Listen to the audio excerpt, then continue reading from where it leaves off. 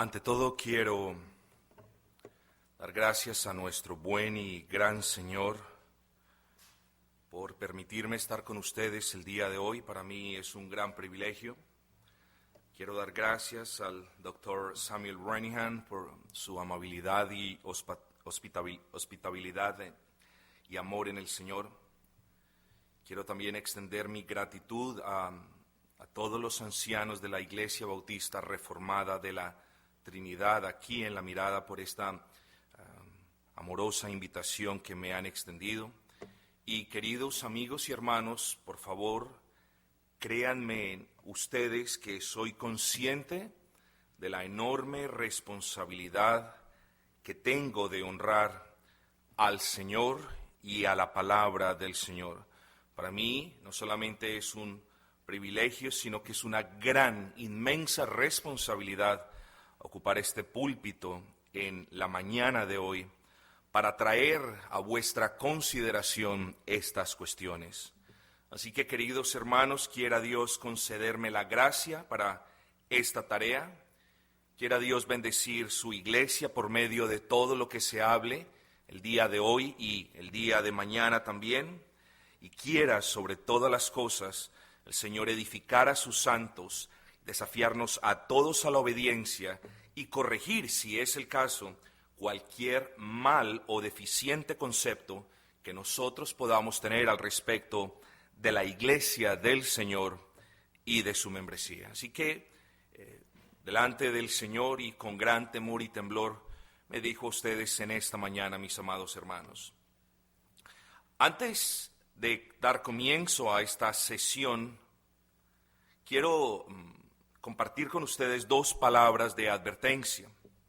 Primero, estas sesiones, más que predicaciones o conferencias en el estricto sentido de la palabra, yo las consideraría como unas meditaciones de orden temático y espero yo que también en algunos casos meditaciones de índole devocional al respecto de los temas relacionados con la iglesia del Señor y su membresía.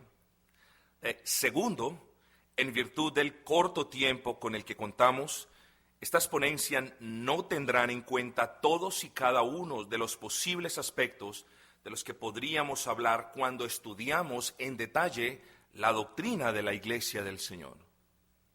Tercero, mis amados hermanos, espero, confío y le pido al Señor que en esta mañana ninguno de ustedes escuche algo nuevo. Qué bueno que todos podamos salir de aquí glorificando, honrando a nuestro Señor y no diciendo, eso es nuevo, nunca lo había escuchado.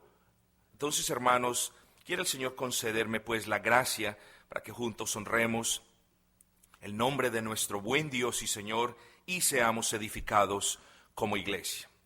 En esta conferencia habrá 4 ponencias. Y el orden de las ponencias será el siguiente. Vamos a hablar de la iglesia del Señor, una vez más, no en el pleno sentido de la palabra, pues hombre, sería virtualmente imposible, pero sí vamos a tener 2 partes. En la segunda parte, cuando hablemos acerca de la iglesia del Señor, vamos a considerar algunas metáforas que mejor representan el significado de lo que es una iglesia cristiana.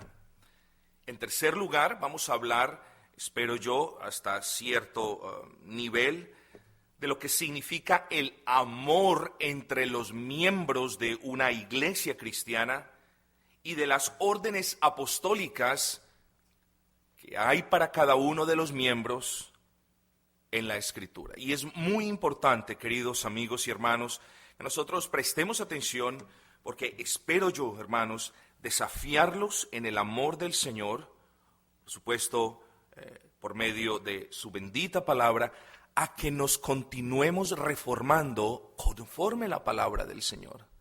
Así que el objetivo en esta mañana, sin más preámbulo, es al menos que para nosotros queden en claro las partes fundamentales y los conceptos básicos de lo que es una iglesia del Señor, de la esencia de la membresía y de los deberes que como miembros muchas veces pasamos por alto. Es muy bueno, hermanos, que nosotros seamos recordados de estas cosas, pues. Demos pues inicio a nuestra primera ponencia, la Iglesia del Señor. En esta primera sesión, queridos amigos y hermanos, tendremos los siguientes objetivos. Primero, quizás usted lo sepa. Bueno, glorifiquemos al Señor, lo vamos a repasar y vamos a ver algunos conceptos interesantes. Vamos a definir el término iglesia. Y segundo, vamos a determinar, o más bien, vamos a apelar a las Escrituras para que las Escrituras nos digan cuáles son las marcas de gracia de aquellas personas que son miembros de la iglesia. Y fíjense en ustedes, mis amados hermanos, que hablo de marcas de gracia, porque es indudable que el Señor, a quien salva, lo identifica con ciertos distintivos que son evidentes a las demás personas.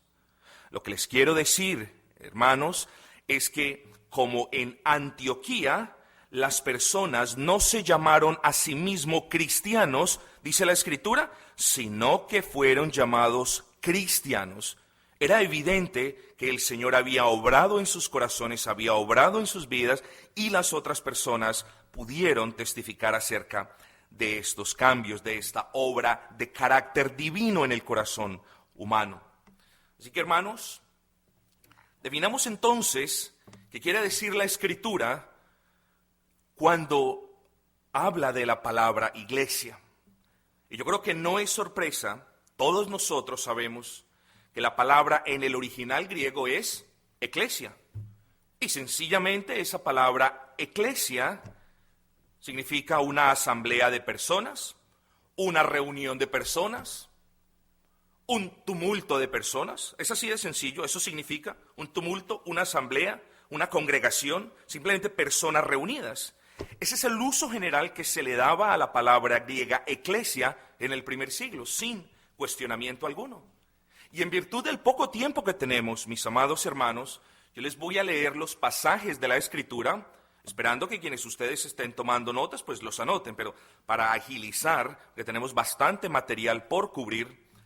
Hechos 19:32 nos dice de una manera inequívoca, dice: unos pues gritaban una cosa y otros otra, dice, porque la concurrencia, es la palabra que usa la traducción en la Reina Valera del 60, la concurrencia, dice, estaba confusa y los más no sabían por qué se habían reunido. Yo quiero que ustedes presten atención al carácter, a cómo el Espíritu Santo, por medio del autor inspirado, usa la palabra iglesia, simplemente en un sentido muy general, lo usa concurrencia, la aglomeración de personas, la unión de personas, no necesariamente con un propósito definido. Y si ustedes notan unos versículos más adelante, en el versículo 41 de ese mismo capítulo, dice la Escritura, y habiendo despedido la asamblea. La primera palabra del versículo 32, concurrencia, y la segunda palabra del versículo 41, asamblea, exactamente significa eclesia, es eclesia. Lo que nosotros debemos notar es que en el versículo 32 tenemos la evidencia de que en esta congregación o de que en esta concurrencia no había orden. Si ustedes se fijan, y yo se los leo, decían, unos gritaban una cosa y otros gritaban otra cosa. Pero se refiere de nuevo a la palabra eclesia. Así que cuando la palabra eclesia fue utilizada originalmente en el primer siglo, simplemente denominaba o denotaba una congregación de personas, pero no necesariamente un orden. Pero no solo eso, mis amados hermanos. No solamente no había orden, sino que había confusión, y la palabra es clara al respecto. Los unos no sabían por qué se habían reunido. Dice la Escritura, porque la concurrencia, la asamblea, la eclesia estaba confusa. Y yo quiero, hermanos, estoy tomando un gran riesgo, porque como les dije, tenemos mucho material por considerar, pero quiero que estas cosas queden muy claras. Porque fíjense que el significado, la palabra en el original griego de confusión, en un sentido figurado es promiscuidad, revoltura. Así que la eclesia, la congregación de personas que se habían reunido en Éfeso, no estaban en un mismo sentir. No tenían unos patrones definidos, no tenían objetivos claros y lo peor de todo, dice, la mayoría no sabía por qué se había reunido. No tenían la menor de las ideas. Estaban ahí juntos, pero no había unidad de propósito y no había una claridad de mente en lo que respecta a la razón del por qué estaban ahí. ¿Será que ese es el caso de una verdadera iglesia local, hermanos? Habla la Escritura de una eclesia donde predominan los gritos, los alaridos y el desorden. O bueno, nosotros sabemos que la Escritura me dice en 1 Corintios, capítulo 14, versículo 40, 42, es, decirlo, hacedlo todo decentemente y en orden. Habla la Escritura, yo les pregunto, de una eclesia, de una congregación de personas compuesta por creyentes e hijos de creyentes que son incrédulos. Lo que les quiero decir es, recuerden que cuando estudiamos o cuando consideramos ese versículo, dijimos que esa eclesia aquí en Éfeso denotaba, estaba en confusión, y esa confusión en el original griego denotaba promiscuidad, es decir, no había homogeneidad en las personas que se habían reunido. Por eso la pregunta, ¿creemos que la iglesia es heterogénea como algunos queridos hermanos lo comprenden? Es decir, la membresía de la iglesia está formada por las personas creyentes y por hijos que todavía no han creído. Bueno, no, queridos hermanos, porque el Nuevo Testamento es muy claro al respecto, y no solamente en una o en dos ocasiones, sino en muchísimas ocasiones, el Nuevo Testamento de manera clara e inequívoca nos habla de la iglesia como el conjunto de santos, como el conjunto de escogidos, como aquellos amados por Dios. Y lo que les quiero decir es, la membresía de la iglesia no es una cuestión heterogénea de creyentes y no creyentes, sino una cuestión homogénea de solo creyentes. Me dicen si les estoy hablando muy duro, hermanos, ¿no? ¿Está bien? Estos temas me apasionan, por eso quizás un poquito ¿Habla la Escritura de una iglesia que no sabe por qué se reúne o a qué se reúne? Por supuesto que no, mis amados. Ahora, esa es la consideración general de la palabra iglesia. Ahora tenemos que comenzar a nadar hacia el extremo de la piscina donde queremos estar. ¿Qué es iglesia en el sentido escritural de la palabra?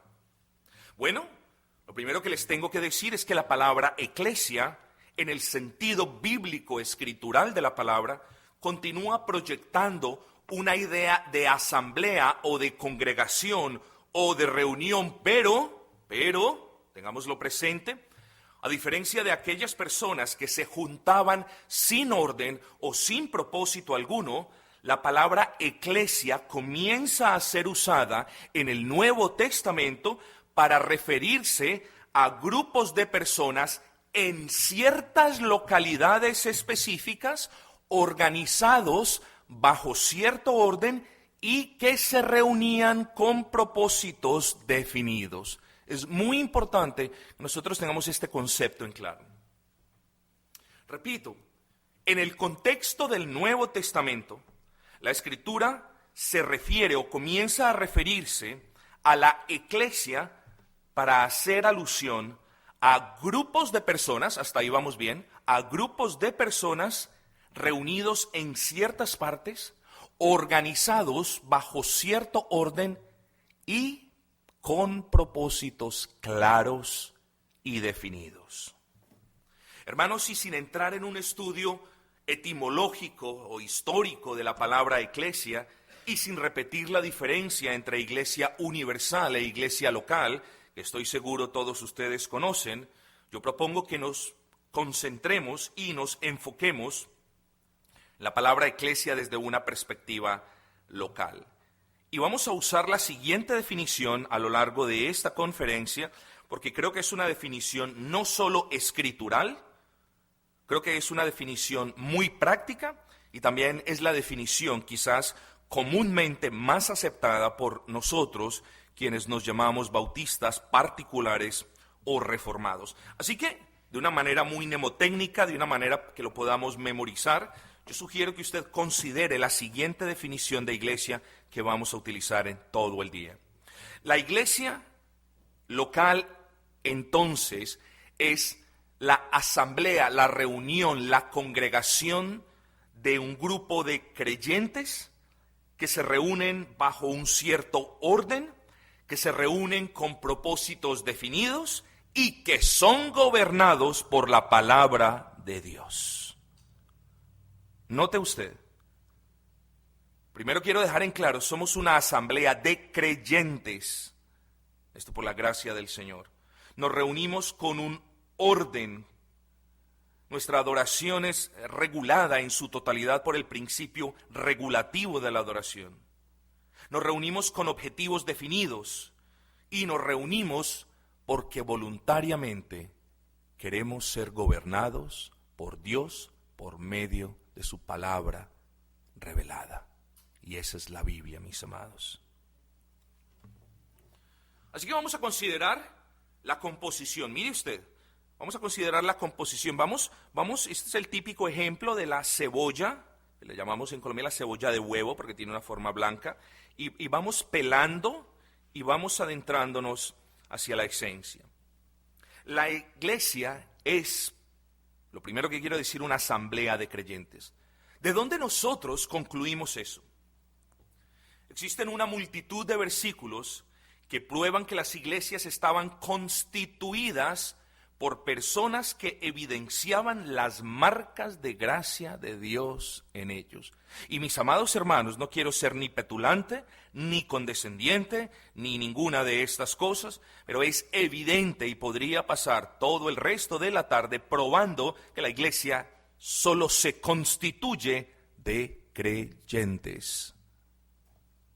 Efesios 1:1, Pablo, apóstol de Cristo Jesús por la voluntad de Dios, dice a los santos que están en Éfeso, y miren lo que dice a continuación, y que son fieles en Cristo. La santidad me habla de la obra del Señor por medio del Espíritu Santo, donde han sido apartados del pecado. Y Pablo se refiere a aquellos hermanos, aquellos miembros de la iglesia de Éfeso como personas santas. Y por supuesto que somos vistos como santos delante del Señor y también sabemos que estamos en un proceso progresivo de santificación, de mortificación del pecado, a los pies de la cruz de Cristo. Ese es nuestro deber. Y Pablo se refiere a estos hermanos en Éfeso como santos, apartados del pecado. Hermanos, nosotros cuando vinimos a Cristo, cuando clamamos perdón de pecados en su nombre, Dios nos libró del poder del pecado. Dios nos libró de el castigo a causa del pecado y Dios nos dio poder para decir no al pecado. Por eso el Señor Jesucristo, por medio del Espíritu Santo, dice a los santos en Éfeso. Pero queridos hermanos, allí dice también y fieles. ¿Qué les estoy diciendo? Estoy apelando a vuestros corazones en esta mañana, mis amados, para que podamos identificar que los miembros de una iglesia son santos y fieles. ¿Cómo es posible, mis amados hermanos? ¿Cómo es posible de que haya personas que profesen la fe en nuestro bendito Señor y Salvador y se ufanen, se enorgullezcan de decir, yo soy fiel a Dios y a su palabra? Bueno, muy bien, gloria al Señor. ¿Eres fiel a Dios? Gloria a Dios. ¿Eres fiel a su palabra? Gloria al Salvador. ¿Cómo es posible de que no eres fiel al cuerpo de Cristo? ¿Me estás diciendo tú que eres fiel a la cabeza que es Cristo, pero infiel al cuerpo de Cristo? ¿No nos dice Pablo en 1 Corintios, mis amados, acaso Cristo está dividido? El que es fiel a Cristo, que es la cabeza de la iglesia, por inferencia buena y natural, es fiel al cuerpo de Cristo, que es la iglesia. Entonces es evidente que la iglesia es un conjunto de santos, de personas fieles. ¿De qué me habla la fidelidad? Me habla de personas comprometidas con la causa, de personas leales con la causa, de personas responsables, y de eso vamos a hablar más adelante, responsables con la causa.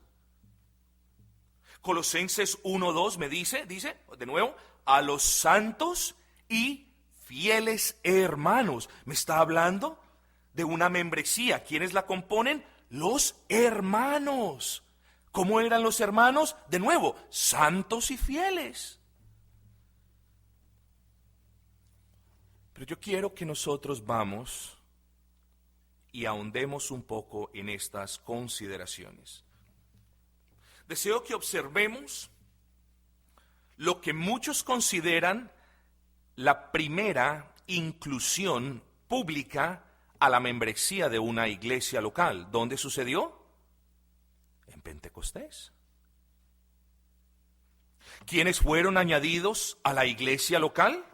Bueno, la última parte del sermón de Pentecostés nos provee la respuesta. Yo se los leo, si ustedes quieren ir conmigo rápido, a Hechos capítulo 2, versículo 36.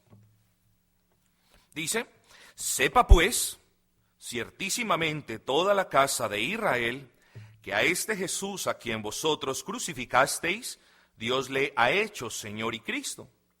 Al oír esto se compungieron de corazón y dijeron a Pedro y a los otros apóstoles, varones hermanos, ¿qué haremos?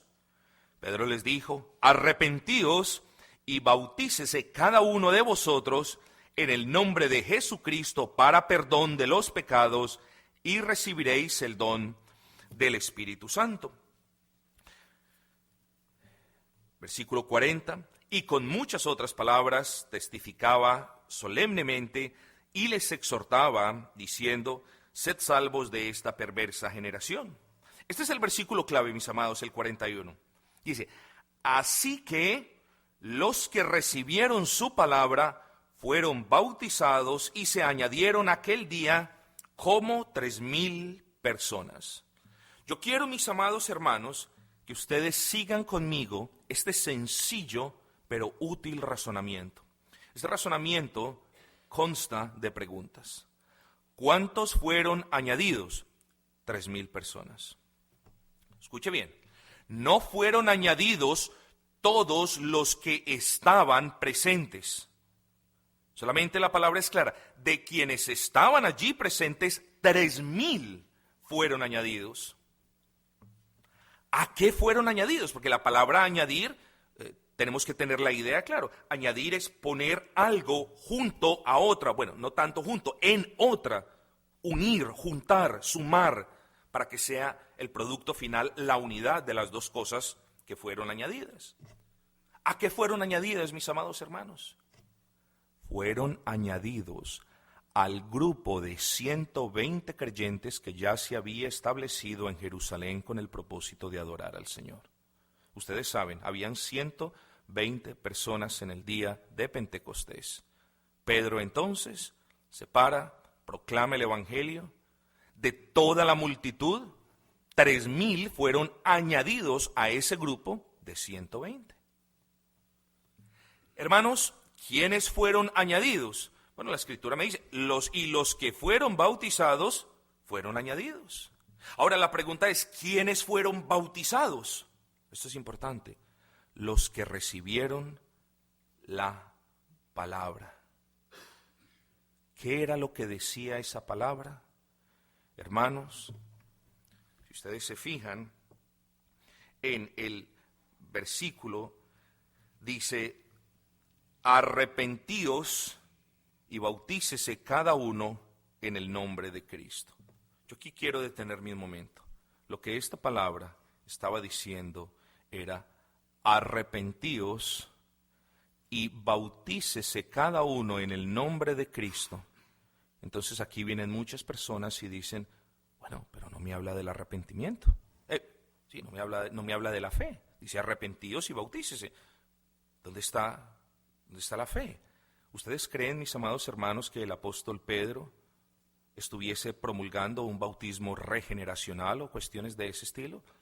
Pedro les dice, bautícese cada uno en el nombre de Cristo, y presupone evidentemente, porque ya les había mostrado que aquel a quien ellos habían crucificado era Él, Jesús, el Salvador, pero era también el Cristo, el Señor. Por lo tanto, se presupone del texto y del contexto inmediato que Pedro los había llamado a que pusieran la fe en aquel a quien ellos habían asesinado. Por lo tanto, es evidente, exegéticamente hablando, que la palabra que ellos habían recibido era arrepentíos y creed en aquel a quien vosotros crucificasteis, porque a Él y solo a Él Dios ha hecho Cristo y Señor sobre todos. Así que, mis amados hermanos, a la iglesia de Jerusalén fueron añadidas 3,000 personas, a la membresía de la iglesia de Jerusalén fueron añadidas 3,000 personas que se habían arrepentido y habían creído en Jesús, el Cristo. ¿Ven ustedes el punto? La adición de las 3,000 personas a la membresía de la iglesia de Jerusalén no fue una mezcla heterogénea, sino homogénea, es decir, de la misma sustancia. ¿A qué sustancia me refiero? A la sustancia de la obra de Dios en el corazón de las personas. Dice la Escritura, lo que es carne, carne es, y lo que es del Espíritu, Espíritu es. 3,000 personas en quienes el Espíritu Santo había obrado de manera poderosa y evidente fueron añadidos a la iglesia de Jerusalén. Permítame usted hablar de manera clara e inequívoca, mis amados hermanos. Los 3,000 que fueron añadidos a la membresía de la iglesia de Jerusalén solo fueron aquellos que recibieron la palabra, es decir, que creyeron, que abrazaron y que obedecieron el llamado del apóstol Pedro a que pusieran los ojos de su fe en el Señor y a que se devolvieran a Él arrepentidos, confiando en Él, mis amados. Es imposible, de nuevo, y no hay tiempo para ahondar en el punto, es imposible, bajo toda perspectiva exegética, que Hechos capítulo 2 me esté hablando de una membresía heterogénea. No, mis amados hermanos. ¿A qué me lleva este razonamiento? Bueno, nos debe llevar a todos y a cada uno de nosotros a concluir que la iglesia del Nuevo Testamento fue afirmada sobre el concepto de personas creyentes, arrepentidas y bautizadas, a quien más adelante, más específicamente en Hechos capítulo 11, la Escritura llamaría cristianos.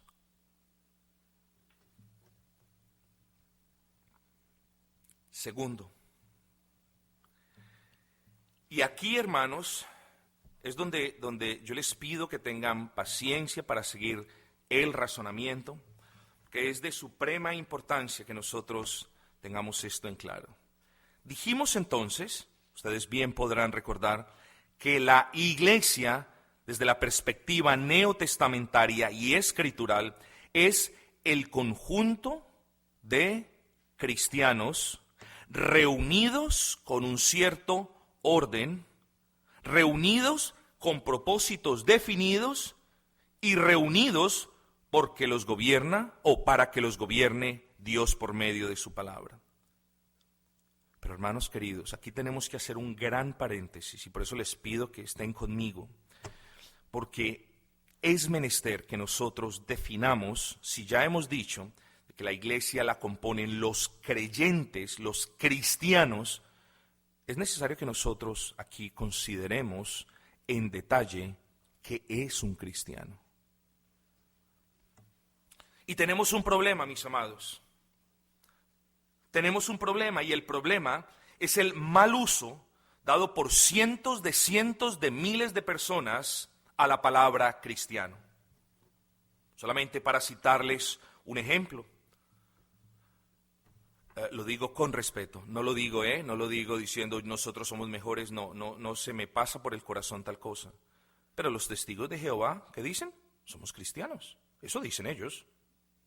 ¿Están usando bien o mal la palabra? ¿La están usando mal? Claro.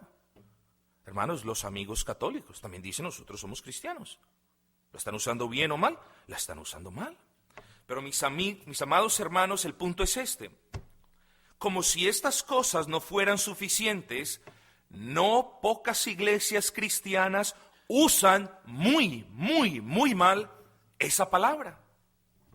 Cristianos hoy día no es el nombre que se le da a quienes por la gracia del Señor quieren y pueden imitar a Cristo, sino que cristianos, el nombre cristianos, se ha pirateado, como decimos en nuestro país, se ha falsificado tanto que ese es el nombre que se les da comúnmente a las personas que responden un llamamiento al altar. Pase al frente, repita esta oración. La persona repite la oración, se para, aplausos para el cristiano, es un nuevo hermano en la fe. ¿Qué? Bueno, pero ese es el nombre que se le da. Entonces, hermanos, fíjense, no solamente los falsos testigos de Jehová dicen somos cristianos, no solamente los amigos católicos dicen somos cristianos, pero peor aún, muchas iglesias llamadas cristianas no saben utilizar el término cristiano. Hermanos, por ejemplo, también hoy día cristianos no es el nombre que se le da a quienes reciben la palabra de Dios, como lo acabamos de ver, sino a quienes nacen en un hogar cristiano. Uno se da cuenta entonces, personas de 15, 16, 17 años diciendo, no, yo soy cristiano. Bueno, cuéntame cuál fue tu testimonio de conversión. No, es que yo nací en cuna cristiana, esa es la respuesta que le dan a uno. Hermanos queridos, no saben qué es ser un cristiano. Entonces, hermanos, creo que es menester que nosotros tengamos eso muy en claro. Pero no solamente eso, sino que el mal uso, y ese es el problema que tenemos, el mal uso que se hace de la palabra cristiano trae consecuencias gravísimas a muchas personas. ¿De qué tipo de consecuencias hablo? Bueno, si usted usa de una manera inapropiada la palabra cristiano o cristiana, usted puede estar auspiciando el autoengaño de una persona. Una persona que no muestra las marcas de gracia, una persona que no muestra arrepentimiento en su manera de vida, tú la llamas cristiano o cristiana, ¿y qué pasa con la persona? Yo estoy bien, yo soy cristiano, yo soy como uno de ellos. Hermanos, ¿cuántas personas no se van al infierno engañadas de que son cristianos porque en sus iglesias los llaman cristianos sin haber sido cristianos? Tengamos pues cuidado. No estoy diciendo de que no podemos llamar a nadie hermano o hermana, no, pero tengamos discernimiento, mis amados hermanos, porque como lo dijimos al comenzar, hay unas marcas de gracia casi palpables, casi tangibles, que podemos ver en las personas en quienes Dios ha obrado. Hermanos, pero no solamente usar mal la palabra cristianos está afectando a muchas personas, y este quizás es el tema que más nos interesa, sino que está afectando seriamente las iglesias del Señor. ¿Cuántas iglesias no se han venido a pique porque han arruinado la enseñanza bíblica de la membresía regenerada? Claro, hermanos, tengamos pues cuidado. Así que estamos en la obligación de hacernos preguntas y estamos en la obligación de apelar a la Escritura y solo a la Escritura para que sea esta quien nos responda. Hechos capítulo 11, versículo 19 me dice, ahora bien, los que habían sido esparcidos a causa de la persecución que hubo con motivo de Esteban, pasaron hasta Fenicia, Chipre y Antioquía, no hablando a nadie la palabra, sino a los judíos. Hermanos, el punto es el siguiente, fue allí en Antioquía donde se usó por primera vez la palabra cristiano. Unos dicen que se usó a manera de burla y otros dicen que se usó para describir a aquellos que imitaban a su maestro. Y este es el punto. Si es lo uno o si es lo otro, todavía los comentaristas no han llegado a un acuerdo, pero no nos importa. Lo que a nosotros nos importa y lo que nosotros sí sabemos con absoluta certeza es que aquellas personas que fueron llamados cristianos no eran como las demás personas. Con eso no quiero decir que eran mejores personas. No eran mejores, eran diferentes personas por la gracia de Dios. ¿En qué sentido eran diferentes? Bueno, en el sentido de que eran personas que evidenciaban la gracia. Eran personas que mostraban las marcas, digámoslo así, de las manos del alfarero en ellos. Eran personas que reflejaban las virtudes de aquel que los llamó de las tinieblas a la luz admirable. Los cristianos, mis amados hermanos, no somos mejores, somos diferentes. El Señor nos ha hecho diferentes con el propósito de que lo honremos a Él. Pero es necesario, mis amados hermanos, entonces, que entremos en detalle. Dice el versículo 21, y la mano del Señor estaba con ellos, es decir, con los predicadores. Dice, y escuchen esto, que esto es lo hermoso. Y gran número creyó y se convirtió al Señor. Gran número creyó y se convirtió. La terminología en griego, y no soy de aquellos que use mucho el griego, salvo cuando creo que es necesario, así que les pido perdón, pero la terminología en griego, la construcción de la frase, nos permite y nos da el permiso para decir simplemente, y gran número creyó al Señor, y como hay una conjunción o una Y, esta es una conjunción, la construcción de esta idea nos puede o nos da el permiso de decir, y gran número creyó al Señor y gran número se convirtió al Señor. Es decir, de una frase podemos hacer dos frases equivalentes. Y préstenme atención. En el original griego, cuando se habla de que gran número creyó al Señor, esto me dice en el griego es pisteo epicurios. Y dice, y gran número se convirtió al Señor, en el griego es epistrepo epicurios. ¿Por qué es esto importante? Bueno, ya les voy a decir, primero déjenme elaborar la primera parte. Cristianos fueron aquellas personas que por la gracia del Señor hicieron de ese curios el único objeto de su fe. Hermanos queridos, cristianos son las personas que sabían quién era el Señor. O era el Dios encarnado, la segunda persona de la Trinidad, que vino a este mundo, que tomó forma de hombre y que vivió de una manera perfecta, que cumplió con la ley del Señor de una manera perfecta, que vivió de una manera justa, de la manera como ni tú ni yo podemos vivir. En Antioquía conocían a su curios, conocían a su Señor, pero en Antioquía también sabían qué fue lo que hizo ese curios. Siendo santo, siendo perfecto, siendo sin mancha, de manera voluntaria sube a la cruz del Calvario y en un espacio de 6 horas recibe toda la ira de Dios. Toda la ira de Dios, para así justificar a los que creen en Él. En un espacio de 6 horas soportó todo el infierno que todos los creyentes hubiésemos merecido soportar por toda la eternidad.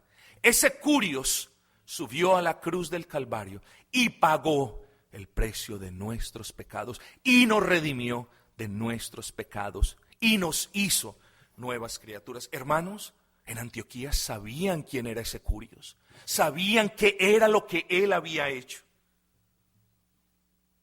En Antioquía, por la gracia del Señor, supieron que solo en el nombre de ese Cristo había perdón de pecados. Por eso el texto dice, pisteo epicurios, hicieron de ese curios el objeto de su fe, creyeron a ese Señor. Ese Señor era el objeto de su fe, el centro de sus afectos y la razón de toda su esperanza. Los cristianos, los miembros de una iglesia, no tienen la más mínima duda de que la segunda persona de la Trinidad vino a este mundo impío y cruel a pagar el precio que ellos tenían que soportar en el infierno. No les queda la menor de las dudas. Pero la palabra dice epistrepo epicurios. Se convirtieron al Señor, dicen nuestras traducciones. este verbo convertir hace referencia a regresar, a convertirse a Cristo, a regresar a Cristo. Hermanos queridos, esto me habla de arrepentimiento y yo les voy a probar por qué. Epistrepo dice convertirse a Cristo. ¿Quién puede regresar? ¿Quién puede regresar a Cristo si no abandona antes el camino del pecado? ¿Quién puede mirar a Cristo con los ojos de la fe si por la gracia del Señor antes no le da la espalda al pecado? Es imposible. Imposible. Por lo tanto, este epistrepo epicúreos me dice, se convirtieron a Cristo, es decir, le dieron la espalda por la gracia del Señor, claro está, le dieron la espalda al pecado para mirar y abrazar a Cristo y a sus promesas. Hermanos, ustedes esto lo saben. Cuando hablamos de cristianos, hablamos de personas que por la gracia del Señor recibieron en la regeneración las gracias salvíficas o concomitantes, es decir, no pueden vivir la una sin la otra, no puede existir la una sin la otra, de la fe y el arrepentimiento. Por eso decimos, o por eso dice el texto, estas personas, pisteo epicúreos, creyeron al Señor, y epistrepo epicúreos, se arrepintieron, le dieron la espalda al pecado y vinieron a Cristo e hicieron de Él su todo en todo.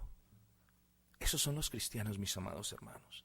Y no podemos aceptar ninguna otra definición, sino cristianos son aquellas personas que por la gracia del Señor han creído en Cristo y se han arrepentido de sus pecados y han regresado a Cristo. No podemos aceptar otra definición que excluya la fe o el arrepentimiento. Así que, hermanos, se nos acaba el tiempo. Vamos a parar por por unos 10 minutitos y continuamos, pero para que nos quede más fácil, recordemos. La iglesia, y perdonen, les repito una vez más, la iglesia es el conjunto de creyentes. Permítanme reemplazar esa palabra. La iglesia es el conjunto de cristianos y aquí estamos examinando qué es un cristiano.